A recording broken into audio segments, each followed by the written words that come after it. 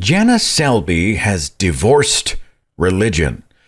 What does that even mean? How do you divorce religion? What are the implications of that kind of separation? Well, I'm going to talk to Janice here today. She is a registered professional counselor and coach, and she works with people recovering from religious trauma syndrome. She's got a new book out called Divorcing Religion, a memoir and survival handbook. Janice Selbie, hi, thanks for coming.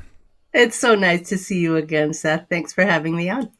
So you're up in Canada, you're looking down at us wondering, I'm just about to ask you for asylum. See if you had a couch maybe we could sleep on.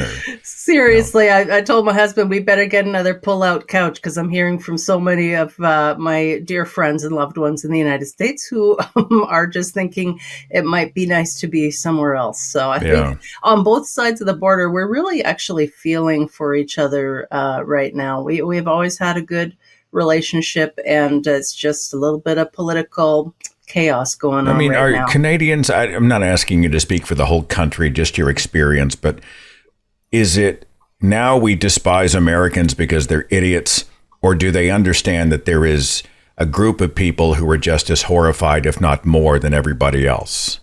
Oh, yeah. The second one that you said, because even in Canada, we have, unfortunately, what we refer to here as maple MAGA. So it's like contagious, the stuff that goes on where you guys are. And so, yeah, I think we're just feeling a lot of compassion, and it's really uniting our country, frankly.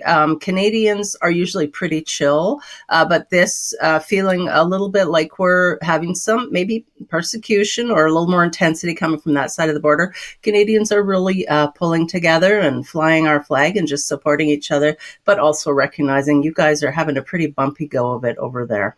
Bumpy, yes. Yeah, understatement of the century, but I totally am riding that ride with you. Janice Selbie, I've been told by some apologists, Seth, you were never a true Christian. Nobody who ever experienced the true love of Jesus would have left the warmth of his embrace. How would you respond? You were never a true Christian before you divorced religion.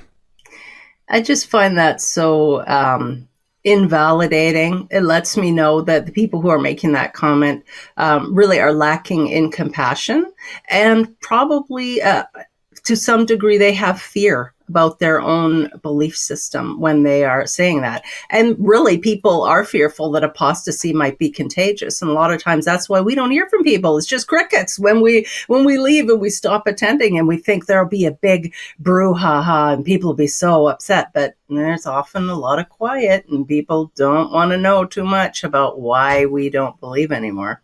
It's funny. I had an exchange with someone just a couple of weeks ago, and I was explaining something. This was online. And they admitted, I didn't read anything you read, but I know you're wrong. It was that kind of thing. And it's much like that when you leave the faith. We're trying to bring our protest, or at least concerns, and the response is, la, la, la, la, la, la. You don't know what you're talking about, which makes no sense. Right. And actually, you and I can relate. Even we were just mentioning politics a minute ago. So much of what we see going on does relate to Christians being desperate for a strong man, believing that they need a strong person to protect them from perceived persecution, which isn't even a thing in the United States typically for Christians. So we do understand what's going on there. No, you're so intimidating, Janice. I can see why people would be afraid. They'd be totally intimidated and require protection. Janice Selbie has come to steal all that is good from us. Yeah. And, some people here, most people have been really supportive of my book, and the CBC picked it up and interviewed me, and some other local stations. But they all were a little, cautious about it, because religion is that last kind of sacred cow, got with my air quotes there. People do not like to discuss religion if they think you're going to say anything, truthful about it, or they would say negative about it. But religion is not benign. Religion can be quite malignant, quite harmful. In some cases, it's deadly. We have to be able to speak truthfully about religion. So the naysayers, or maybe the cynics, are like, religious trauma. Come on, suck it up. grow up, right? I mean, we've seen real trauma victims. People have been beat up behind closed doors, and people who've been, victims of violent crime. I think they see trauma more in terms of the physical, or even if it's psychological. They think, well, religion is a net positive. Why would religion ever traumatize you? Don't be a big baby. You probably heard that, right? Oh, yeah. And definitely the idea of just, well, so what? You stopped believing in Santa Claus. Again, I feel that's a very invalidating statement. And it shows that people don't understand the pervasive nature of religion. And particularly when people are raised in it, if we're indoctrinated in childhood, it really permeates every aspect of our life, especially if we do become devout believers ourselves. Some people, they manage to grow up in religious homes and they don't buy it from the get-go, and it doesn't bother them. They don't feel that they've been traumatized. But for many of us, there is a lot of trauma. When we realize that we were believing a myth, we were believing it as reality, it throws everything into question. It can really put people into an existential tailspin. We doubt ourselves. We have a hard time trusting other people. There's often codependency and boundary issues that come as a result of spending a lot of time in high demand religious groups as well. It's interesting, too, to see those who may not realize they've been beaten up, right? I mean, they don't see it in terms of trauma. I know something's wrong. I can't process what's going on.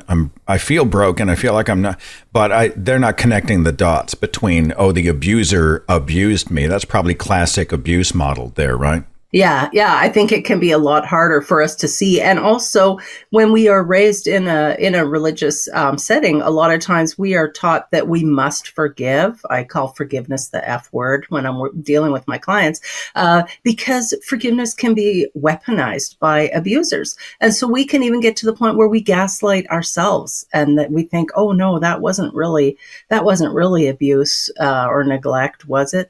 And in a lot of cases, yes, it was. And if you're having trouble in relationships, if you're having trouble sleeping, if you're having even food-related troubles, there are a lot of ways that we can be impacted by religious trauma. It often shows up as complex PTSD and a complicated grief as well. They'll look at you and say, you need to be the adult, be the bigger person and forgive. That's loaded, right? It sort of shifts the burden of responsibility away from the abuser. Oh, absolutely. Absolutely. It's almost taking victim blaming to another level. That's what that feels like to me. What we really need to do is get to a point of acceptance and clarity so that we recognize, yeah, this thing was done to me, or this thing did happen to me. And now I'm in a place where I get to choose how to move forward. I might choose to forgive and forget, or I might choose to put boundaries, or I might even choose to press charges. And I might not want that person in my life again moving forward if they're not healthy for me. And that's okay too.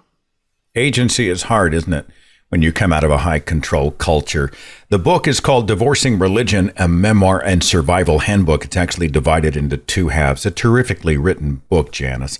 But you start with definitions. I want to start here. What is religious trauma syndrome? Sure. This is a phrase that was developed by my friend and mentor, Dr. Marlene Winnell, an American psychologist. And really, religious trauma syndrome is just a name for a collection of symptoms that people can have, that is common to a lot of people when we have spent time in a high demand, rigid, fundamentalist religious group. And often that can include our family, but sometimes it might just be a church group or cult. In your own background, pretty fundy. I mean, I thought I was fundy, and then I saw the photographs of you.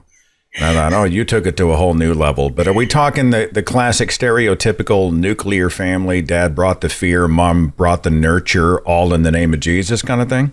Wow. Yeah, that really sounds accurate. And in my case, my dad also was a narcissist. So when you combine a male narcissist and fundamentalism, it's not too fun actually for anybody in the family. And of course, then narcissists often attract people who do have codependent traits. They kind of fit together hand in glove.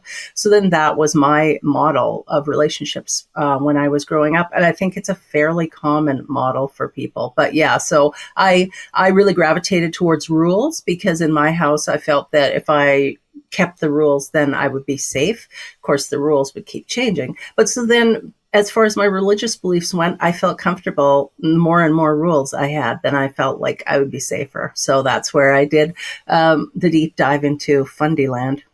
Is it, I only hurt you because I love you? Spare the rod, spoil the child, and spanking because that's what a good parent does? I think there can definitely be an element of that. I'm fortunate.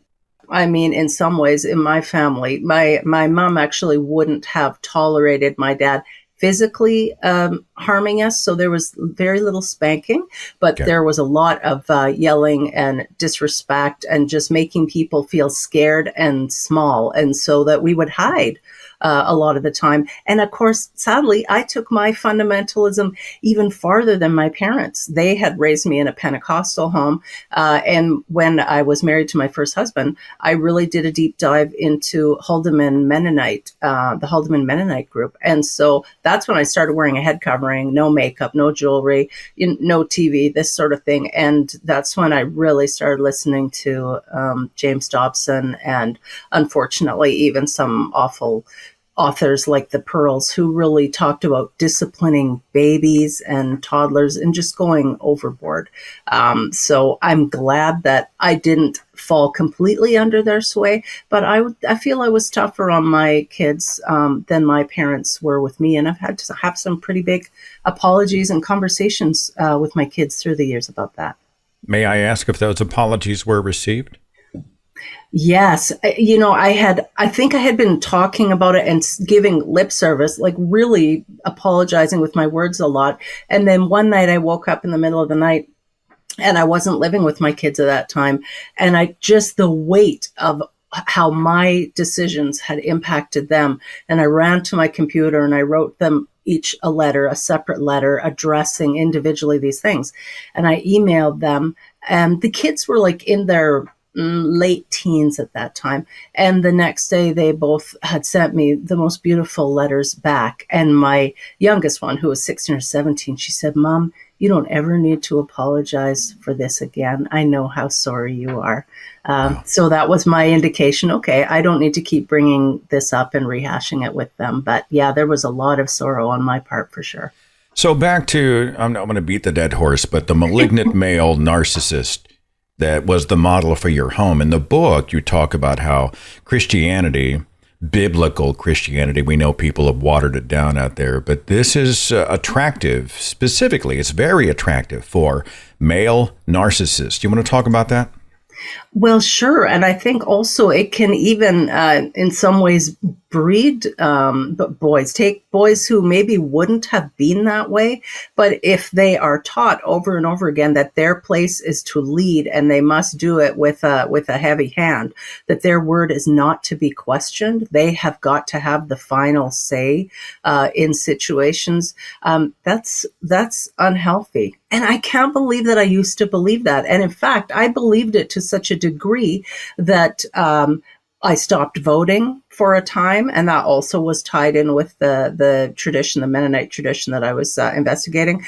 But I even wondered, should I be driving? Like I was gaslighting myself, saying, I'm only a woman. I'm only a woman. Maybe it's wrong for me to be trying to take any leadership positions or even having a leading role in my own life. And that is what I think is so sad. You mentioned James Dobson of Focus on the Family. There was a Focus on the Family book that came out. You may have heard of this one by Robert Lewis called Raising a Modern Day Knight. And the idea is that the man was there and he was strong with armor and he had all of, the sword of the Spirit and the breastplate of righteousness and the helmet of salvation. But it was very much a conqueror kind of an attitude. There's an implicit and a subtle militarization of how men act and react in fundamental Christianity. Would that be an overreach, Janice? No, I think that's accurate. And it's something we really need to be paying attention to, because I think we see that coming out now with, there's almost like been a really negative reaction by young men over the past few years that's really been gaining steam, where they just feel they've had a very raw deal, that they're blamed for everything, and that the problem is women, and women need to sit down and shut up. And I had hoped we had come so much farther than that. And how do we bring both sides to the table so that they can feel like they're being heard, but also so that they're being treated respectfully and earnestly? Men are no smarter than women, you know? It's no coincidence the Bible was written by men, right? Suspiciously, all 66 books of the Christian Bible written by dudes. What are the chances? What are the chances of that? So you talk in the book about your upbringing. I'm not going to make you read the book here, but you got into sex ed. I remember when I was in 6th grade, it was a big deal, right? We're in homeroom. Today we got a special speaker, and they bring in somebody who was a preacher, and they divided the boys and the girls, and they did sex ed, which was mostly cross your legs. Don't think about girls. Don't do it, or you're an adult. I mean, I'm sixth grade. I'm leaving going, oh my God, I wanted to make out with, Sherry Rasmussen in homeroom, and now I'm an adulterer. Oh my God, I've sinned before man and God. Was that sex ed for you, Janice Selbie? I remember it was in grade 5 for us, and it was in my public school, and it was a film. And so we knew they had sent out a letter beforehand that we were going to be having the talk at school. And again, they separated the boys and girls. To my horror, my mother showed up. I don't know if she was afraid that they were going to teach us too much about sex, maybe there was one other parent there or something. She maybe just wanted to know what they were going to be teaching us. But I didn't feel that I learned a whole lot from that. I was only 10 years old. And I felt confused, even as my body changed. I knew I was attracted to boys. I knew I was attracted to girls, but the girl part was wrong. I shouldn't be attracted to that, so I shouldn't tell anybody about that. I definitely knew from my family and my church that sex was not something to even be considered before marriage. So well, let me jump in if I may. Did they give you any of the biology? I think we got one chart and it showed us what we already had. But this is what's on you. This is you. But it didn't really tell us anything about, we didn't learn about organs and orgasms. We didn't learn about any of that stuff. There was no practical application. Did they go there with you?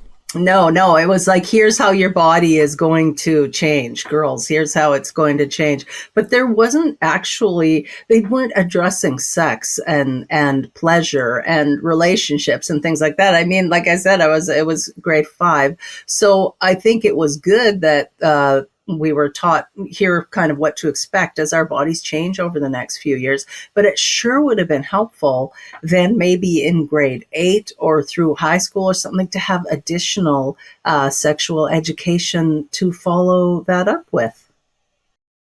I heard the word Mennonite. Mm-hmm. Mennonite? Yeah. Mennonite, Janice? What's that about? So Mennonites they follow the Anabaptist tradition. So they don't believe in baptizing infants, is basically where it really came about. And then Menno Simons was the fellow who kind of started it all. So they're called Mennonites. Yeah. And so there are different versions of Mennonites. Some Mennonites you'd walk into a Mennonite church and you wouldn't really know it was that different from any evangelical church.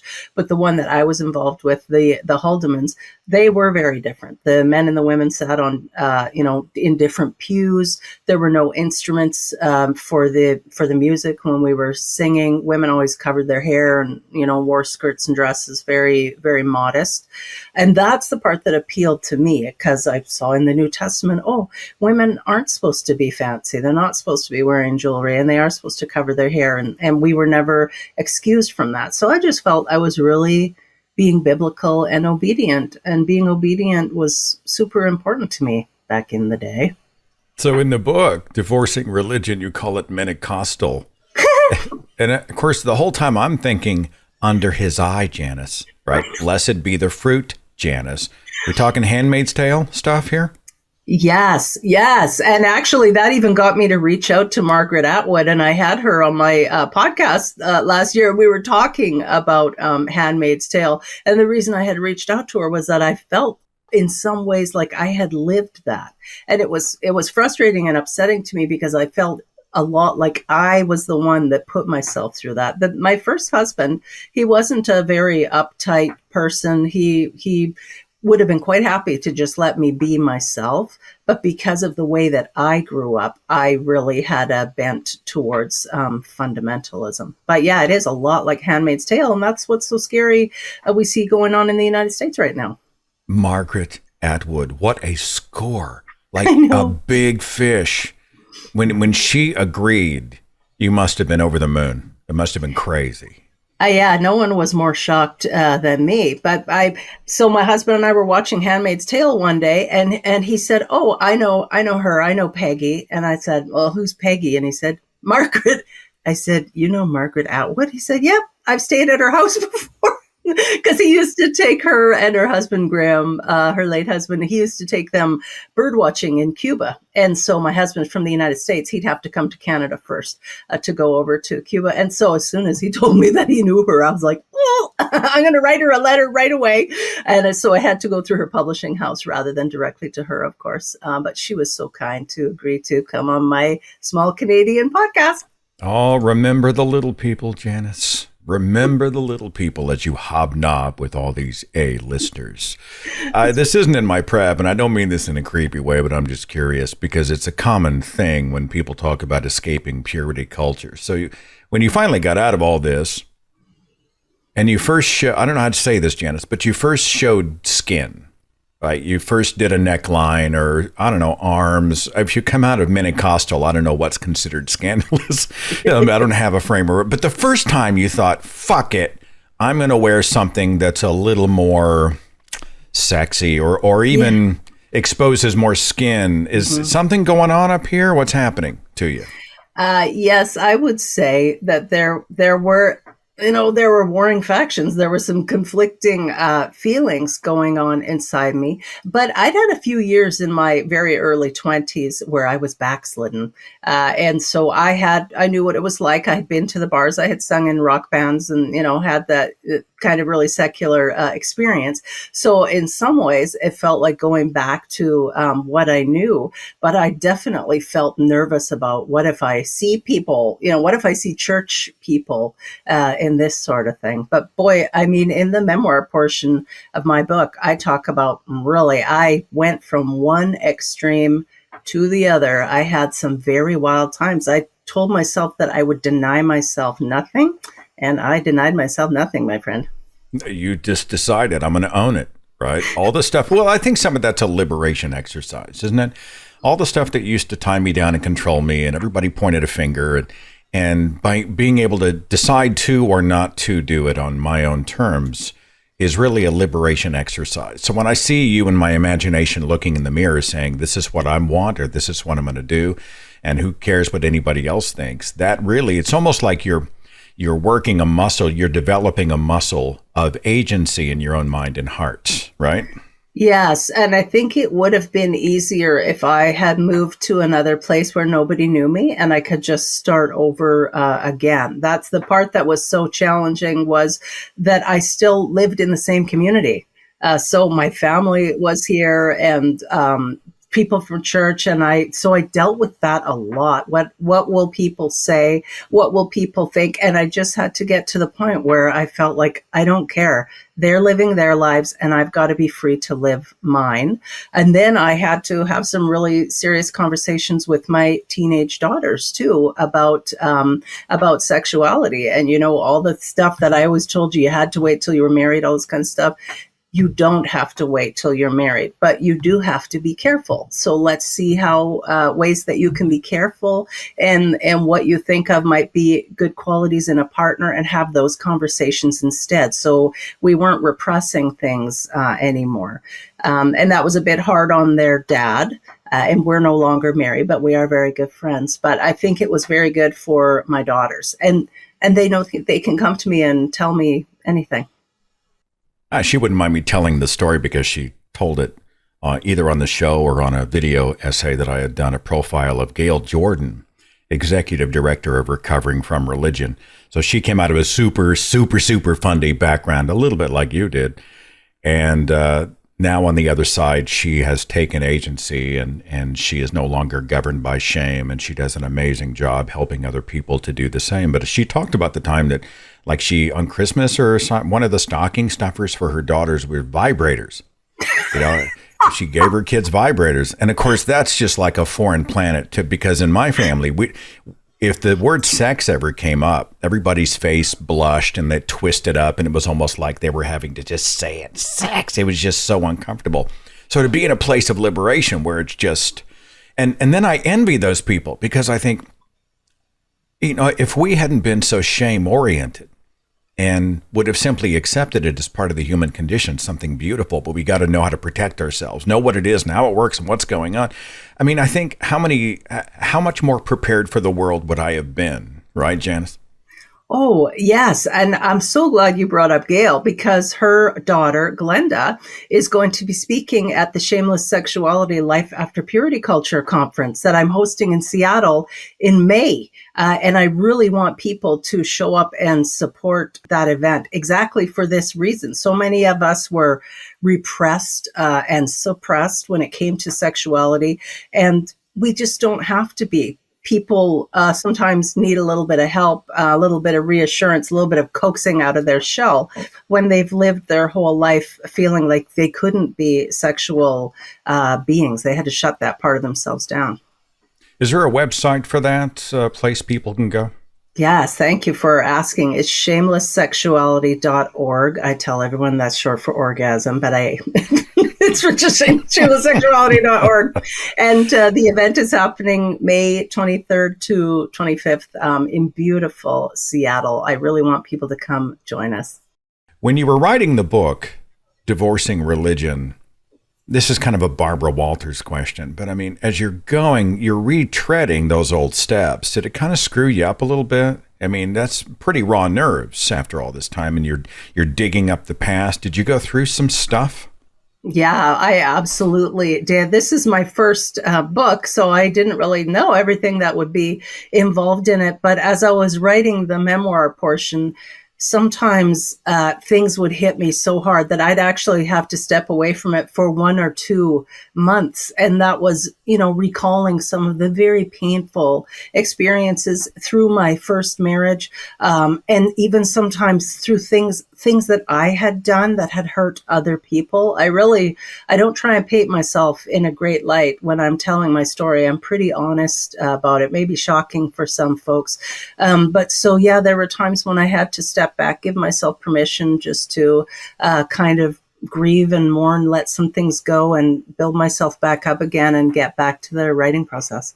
Well, I made a note here. You included in the book the Shannon Adler quote, "Don't ignore pain. Appreciate its message." Avoidance is, it's a tactic. And I'm not saying it's wrong, but it may be maladaptive in the long run. If we have been harmed, ignoring or blocking out pain never really deals with the problem. You think people should just handle it, just go head on against it? I think sometimes it depends on the person and the situation, because coping mechanisms are different for different people, but ignoring things and denying things, that's not helpful, because eventually, what can't be said will be wept. It's going to come out in some way. It's probably going to come out very uncomfortably in relationship patterns that we keep repeating. So it's definitely worth it for people to find a secular therapist therapist, someone that they can talk with about these things. They may not even be aware of what's driving them and driving their behaviors. And it's a good thing to be introspective and figure out why we do the things we do. Janice, you talk about a separation agreement and you tie it into a relationship, like a marital relationship, and then you separate and you divorce. And you correlate it directly to divorcing religion. Did you sign a separation agreement with your faith? Yes. Yeah. I felt like it was a real stroke of insight when I had the idea to do the separation agreement. And of course, I was also walking through the end of my marriage at the same time that I was walking through the end of my faith. And so it did feel like a divorce. It was so serious and so sad and so difficult. And I came up with the idea for the separation agreement because it really does kind of speak to the seriousness of the situation. And it gives people permission to start seeing things a little differently and behaving differently in their life as they look at what behaviors were a part of that marriage to religion that they don't want to have anything to do with anymore. And are there different behaviors that they might prefer to adopt in its place? Does that get sticky when the partner doesn't want to separate? Christianity would be a great example, right? Someone wants to leave Christianity, but the church won't separate from them. Mm-hmm. You know, no, we're not going to let you go. You're the prodigal. We're going to bring you back. You are now a project. You are an object, something that must be brought back in. How do you handle that if you want to divorce or at the very least separate from your faith? Right. And in some groups, you do actually have to write a letter and request to be taken off their roll. I'm thinking of Mormons, and I know some people who've left Jehovah's Witnesses as well. Some churches will just kick people out and say, you're dead to us. You know, you don't get to come back. For most people, that's not a part of it, but having still religious family, people who are entrenched in their religious beliefs, that's what can be so very, very hard. And it's a fine line to walk then. Where are we going to maintain this relationship when we don't really feel like we can 100% be ourselves? I work with a lot of people around that, figuring that out. Do they stay connected? We have to change our focus from the shared beliefs to shared values at that point, if we still have shared values. In the book, you talk about coming out to friends and relatives. I no longer believe, or at the very least, I'm doubting, or I'm on a journey. I don't know, wherever you are. If I don't come out to my friends and family, am I a coward? No. And for some people, it's not even safe for them to come out to their family as non-believers. So I like people to have a checklist when they are considering coming out as a non-believer. So are they going to be safe? Are they beholden to religious family members for their finances, for childcare? For people who make the very big decision to divorce Islam, they are in danger of their life sometimes. So we really have to think through these things. Just because it was, relatively uncomplicated for me to divorce religion and walk away, that doesn't mean it's that way for everybody. So I want people to really think about it and consider, why is it important? Why does it feel important for them to have this conversation? What are they hoping the result will be of the conversation? And what might a bad outcome be? Can they live with that if it's a bad outcome? Janice Selbie, I read your book. It didn't sound like an easy extrication. I mean, there weren't, no one issued a fatwa against you, right? Mm-hmm. But it doesn't mean it wasn't hard, because I read complicated, messy, traumatic. You were you were like the Etch-a-Sketch, and you were, who am I? What's this drawing going to look like? At the end of the day, I know it must have been sort of cage rattling for you. Mm-hmm. And then you came out the other side and you committed yourself to helping other people with this sort of workbook. I don't know if that's the best. Handbook is what you call it in the subtitle. What are we talking about here? What kind of exercises? It's a lot of getting people to take stock of the beliefs that they have held or the beliefs that have been holding them. Where did those beliefs come from? Who delivered those beliefs to them? How old were they? Do they still believe them? And even at the very end of the book, the final chapter, there's a module called mind control. Don't let an old flame burn you twice, because we are vulnerable when we've been raised in a fundamentalist situation and circumstances. We may be able to leave that fundamentalist religion, but we can still take the fundamentalist mindset with us, the black and white rigidity of thought. And that's something we don't want to do. We need to learn about nuance. I'm stealing that, Janice. Yeah, I'm stealing it. Don't let an old flame burn you twice. Mm-hmm. God, that's good. That is good. I'll credit you. But I'm using that. Okay. When I came out of the faith, I had to reassess, what do I think about everything? It doesn't matter. I mean, whether it's gay people or whether it's drugs or whether it's the role of the government or any whatever. So you come out. Did you go point by point? What are some of the things about you that changed when you had divorced religion? Yeah, I felt like it was a bit by bit process, because I was still married to my first husband when I started divorcing religion. So first it was, I stopped wearing a head covering. Then I went to work outside the home. Then I bought my first pair of earrings that I hadn't worn earrings in a very long time. You harlot. God is watching you, Janice. The earrings.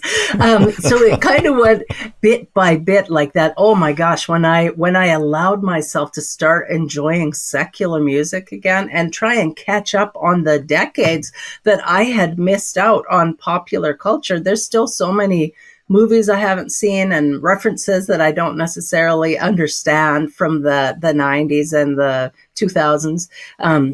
So it was kind of a step-by-step process for me. I was listening to the story of someone who had escaped a high-control cult, no TV, no radio, no nothing.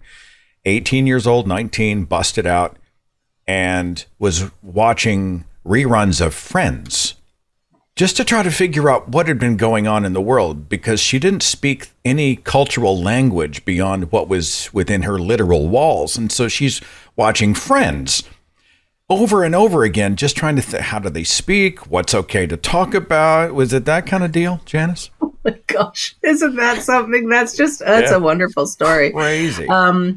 Yes, in some ways it was like that. Now, I was fortunate to have older siblings who had divorced religion long before I did. They never bought into the same degree I did.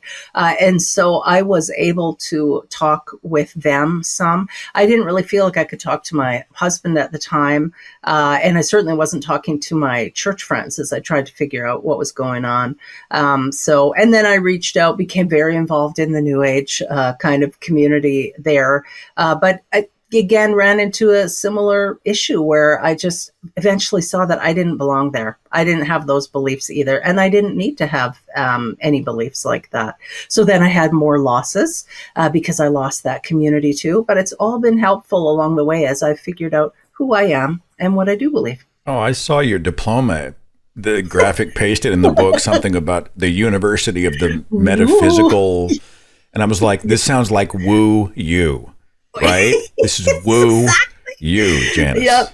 That's exactly what it was. And I was so excited because the things that had been previously forbidden, I could dive into. So I went to psychics and I got my astrology chart done. And I, started exploring all these different things and, dabbling in homeopathy and stuff. But then when people started talking about channeling, you can channel the spirits, I was like, oh my God, are you kidding? Like, here we go again. Okay. But as a counselor, is that common? I mean, someone comes out of a fundy faith, but the idea of going all the way to non-belief's terrifying. So they sort of go to shallower and shallower waters and going into wooism, the spiritual, metaphysical, this nebulous deism, whatever they go into. That's common, right? I find for women, it can be very common. And something that I've seen in men is some of them tend to go more towards conspiracy theory things, which also can be terrifying. But a lot of women definitely get into the woo and just enjoy floating around and again, it felt wonderful because I was like, oh, now I have the secret sauce. Now I understand. Before I was totally mistaken. Now I understand. And, but that wasn't the awesome. case. And so you go from you're wearing the Handmaid's Tale uniform to you're sitting in a corner surrounded by incense and blue crystals, listening to the Maharishi. That's awesome, Janice. I want to go back just a second. I don't want to monopolize your time, but I just love talking to you. You mentioned your husband. As a counselor, all right, let's say I'm a spouse married to a devout believer. I'm going internally through a journey of deconstruction. This doesn't make sense. It's not working. Alarm bells are going off. I'm more and more uncomfortable with the idea of living as a believer, going to church, but I'm terrified of telling my spouse for whatever reason. I know you've heard these stories inside locked rooms, right, with your patients. Can you speak to maybe how someone can navigate that? Yeah, I would say with great caution, particularly when there are children involved. So again, taking a look at, well, people are typically pretty aware of what they stand to lose. So that's where taking things slowly can be helpful. We might first suggest a podcast or a book or say, oh, I heard this thing and it seemed really interesting to me. I'm curious what you think about it. That is a much less threatening way than just abruptly saying, I don't believe this anymore. I think it's total baloney. That can be very hard for the still believing spouse who believers operate from a very fear-based situation. Their greatest fear is not that you would die, but that you would reject Christianity and you would go to hell and then potentially take the children to hell. So we have to bear that in mind when we're talking with people. So for some folks, they do feel like they need to immediately get it right out on the table. They can't hold this big secret in because they need to be able to be who they are. And that's the road that they choose to go. Other folks take it more slowly. And then, as I mentioned earlier, as much as we can, shifting from that sense of shared beliefs to the shared values. But the believer has to be pretty broad-minded in order to accept that. A lot of times those marriages don't work out. Sometimes they do. Marriage is hard anyway. Well, I'm not a registered counselor or trauma coach, but when I speak one-on-one to people, I try to encourage them because many are terrified. I'm going to lose my marriage. They're going to take the kids because I'm now satanic and they don't want me to be around the children. I'm going to lose my parents. No one's going to want me at Thanksgiving dinner. I don't know, whatever. These are very real consequences.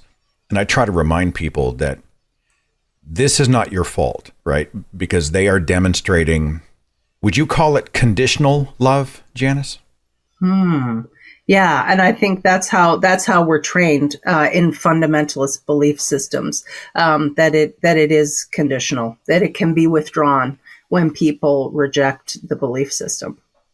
All right, give me a final slug for the book, which I will link in the show notes. Divorcing Religion, a Memoir and Survival Handbook. What is it? What does it do? This book explains my own journey of divorcing religion, and then even goes beyond that, because then I have developed a handbook or a workbook for other people who are walking this very interesting and sometimes complicated journey. And there's lots of exercises for reflection and figuring out who we are and where we want to be. So I hope it's a helpful book for everybody. Funny, writing a book is harder than you think, isn't it? Like you start it and you're like, this is going to be great. And then you get into it and you're like, this is going to be great, I hope. And then you get into it and you're like, this sucks. I can't do this. What am I thinking? And then finally, when it's over, you're a little bit bewildered, hoping that it's going to help somebody. But your book is going to help people, Janice. It's so well done and it's so personal. And what I love is that I read it in your voice. Right. I'm like, oh, I hear Janice as I'm speaking, as I'm reading all of these things. So I'm recording it this week. I'm recording the audio version this week.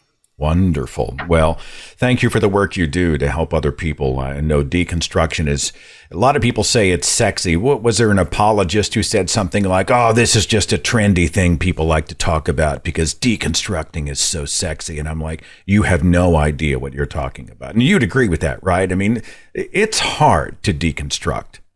Yeah, it is hard, and you're not sure how things are going to come out on the other end. I think it's probably the scariest thing that a person can do is to confront the beliefs that they've held for most of their lives and even built their life around. It's a hard thing to do. People deserve support. They can reach out to me for support. You keep wearing those earrings, Janice. You just be defiant, be bold. Be you, Janice Selbie. You are such a lovely person. Divorcing Religion, a memoir and survival handbook. Get a copy, share a copy, and thanks for your great work. Thank you. I appreciate you so much.